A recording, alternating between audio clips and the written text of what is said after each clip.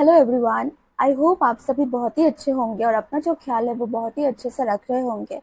मैं आज इस वीडियो पे बात करूंगी कि प्रेगनेंसी के दौरान जो चक्कर आते हैं फीमेल को, वो आखिर कब से आना शुरू होता है, क्या ये नॉर्मल साइन है, इसके पीछे के क्या कारण है और इससे बचने के उपाय क्या है। इन सारे सवालों का जवाब आपको आज इस वीडियो पे मिलने वाला है। इस वजह से इस वीडियो को एंड तक जरूर देखिएगा, क्योंकि इस वीडियो में आप सभी के डाउट्स जो है वो क्लियर होने वाले हैं। और उसके साथ साथ आप अगर इस वीडियो को एंड तक देखते हो तो आपके मन से जितने भी सारे डाउट्स हैं वो एक एक करके क्लियर होते जाएंगे और आपको कभी भी इससे रिलेटेड कोई भी दिक्कत नहीं होगी।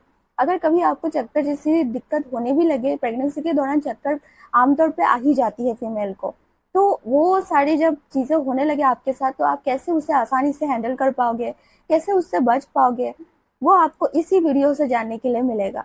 तो इस वजह से एंड तक जरूर देखिएगा, क्योंकि ये वीडियो आप सभी के लिए बहुत ही ज़्यादा हेल्पफुल एंड इम्पॉर्टेंट वीडियो होने वाली है। चलिए बिना कोई देरी के इस वीडियो को शुरू करते हैं। Let's get started.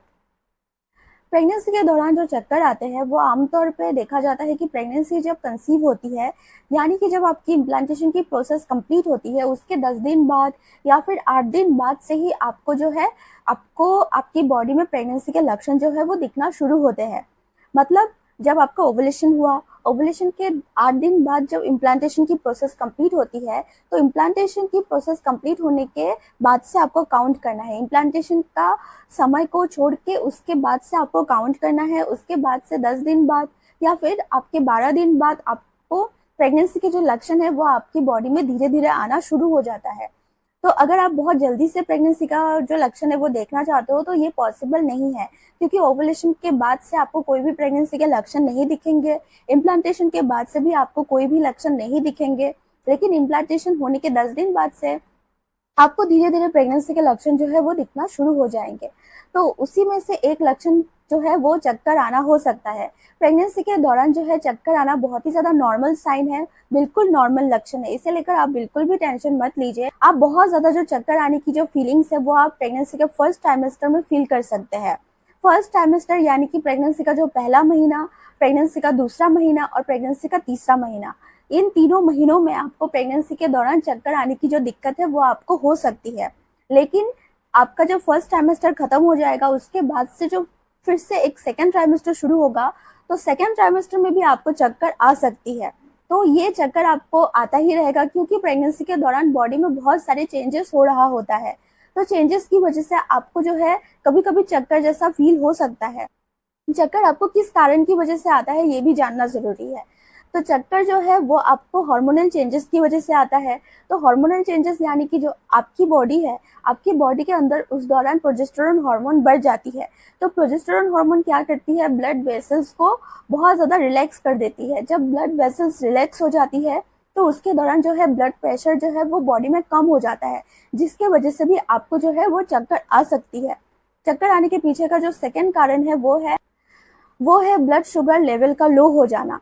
क्योंकि ब्लड शुगर जो लेवल है वो लो इसी वजह से हो जाता है, क्योंकि आप अगर बहुत टाइम तक बिना खाए पिए एकदम खाली पेट रह रहे हो, बॉडी में बहुत सारे प्रॉब्लम्स आपको देखे जा सकते हैं।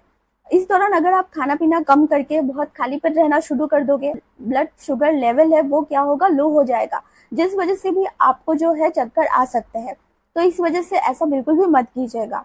थर्ड जो कारण होता है चक्कर आने के पीछे वो है डिहाइड्रेशन।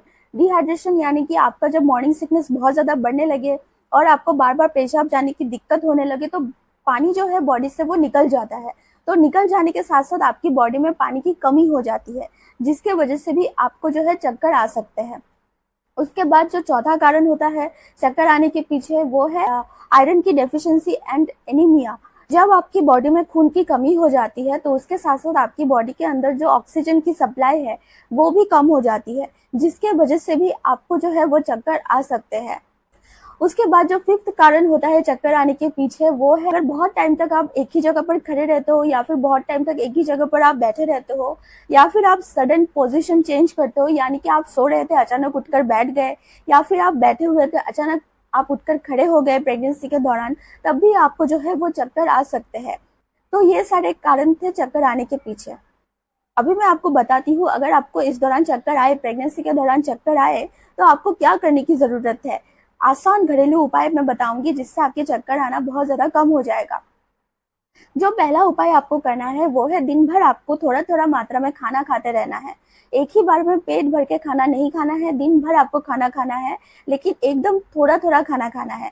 बिल्कुल खाली पेट ना रहिएगा। बिल्कुल खाली पेट आप अगर रहोगे तो आपका जो ब्लड शुगर लेवल है वो बहुत ज़्यादा लो हो जाएगा। इस वजह से आपको दिन भर थोड़े थोड़े मात्रा में खाना खाते रहना है। सेकंड जो चीज़ आपको करना है वो है डिहाइड्रेशन आपकी बॉडी में बिल्कुल भी होने नहीं देना है। पानी बहुत ज़्यादा पीना है।